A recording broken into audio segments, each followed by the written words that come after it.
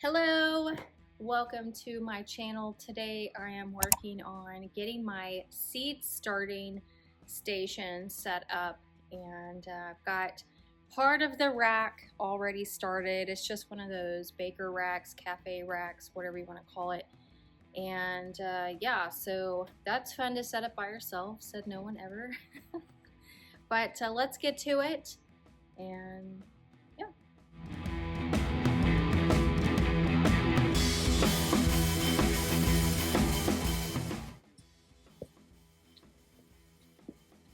all right, my shelf is installed. I have my heat mats here, and I've got my humidity domes here. I bought some 1020 trays. This is the 50 cell pack. Got these from Bootstrap Pharma.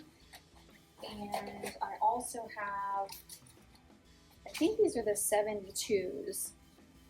Also from Bootstrap Pharma. And then I have the trays to set them in so that I can bottom water. So I will be doing that.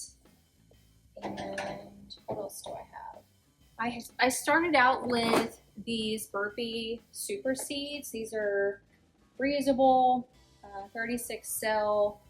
These pop out, and my only hang up with these is there's no humidity dome. And not all plants, I guess, I don't know.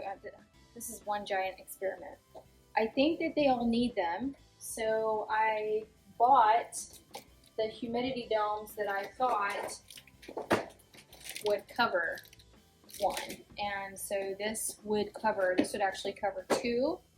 And so yeah, I probably will also utilize these guys for seed starts. And then what else do I have? My seed starting soil. I went with the Fort V mix. Should be getting here within the next week or two, but I do still have some Jiffy seed starting mix. I have just a little bit left in this one, and I believe, yes, I have another whole one.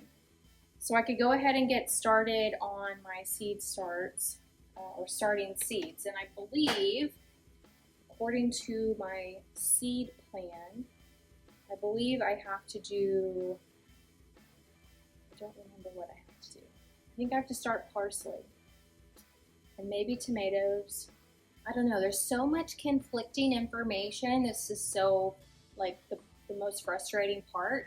So I've got my seed plan telling me one thing and my Dallas Garden School telling me another thing. So I'm a little confused, but let me roll over my seeds.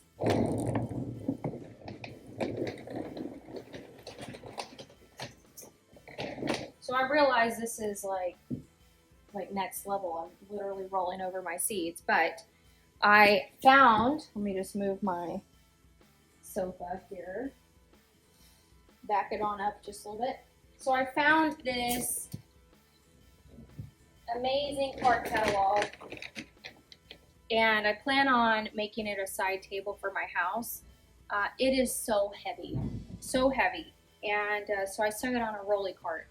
And then I was just like, well, I'll just stick my seeds on that.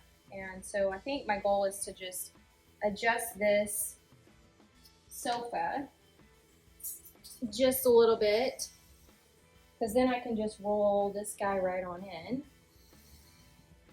And then I don't have to take up room on the shelf for the actual seeds. Like, that was the whole thing. So let me readjust, because I don't really need all of this space. And oh yes, I just need to get organized. So I have all my seeds. I think I'm supposed to also start Lizanthus. I just need a plan that's not overwhelming. This one's kind of overwhelming. So I'm waiting on my seed starting mix. I can use what I have, so I don't make anything go to waste or allow anything to go to waste. And next is going to be, oh, I also have to get chains. Let me pause. Let me show you something. Okay, so I got some lamps. I still need to buy a timer and do like a 16-8. Does that get us to 24? 6 and 8, yes. So 16 hours on, 8 hours off. And I don't really know if the 16 hours starts overnight. Like, I don't know, I have to figure that out. But I need chain so that I can attach my grow lights. So I'm gonna do grow lights on just like as I go. So first rack, I will have grow lights, and then I will adjust the chain to keep them close, and then as the plants grow, I can modify lift up and down. So these are from Amazon. They daisy chain. I bought 6, so 2 per shelf, and then as I am growing, I probably will have to buy some more because this will cover this shelf, and this shelf, and then I'll have 2 more shelves, so I'll need to buy 4 more lights. And yeah, so I would love to start a cottage garden this spring. I don't know if that is going to be an option considering we will be starting our build later this year.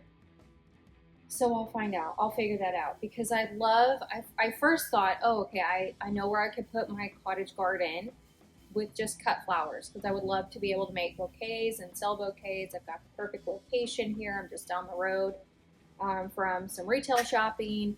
And yeah, so I was like, why not?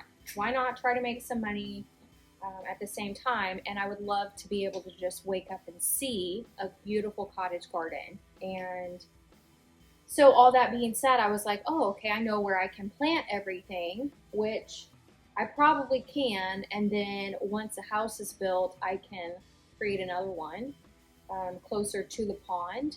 I'm just concerned about traffic, concerned about truck traffic and heavy equipment traffic. So that makes me think I'm gonna have to wait.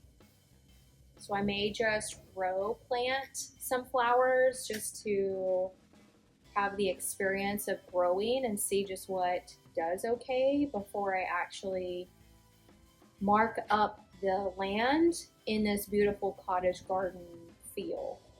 So I just took a cottage garden course by Micro Flower Farm. It was very informative, and I did receive a planting plan, like how to plant for not only a cottage garden and a cut flower garden, but to make it bountiful enough that if you are cutting weekly, you still have a beautiful cottage garden. And you could probably do it on steroids if you really wanted to, but like I said, I'm not 100% certain where I have selected to do this because I'll be able to see it out of my kitchen windows and out of my master bedroom windows.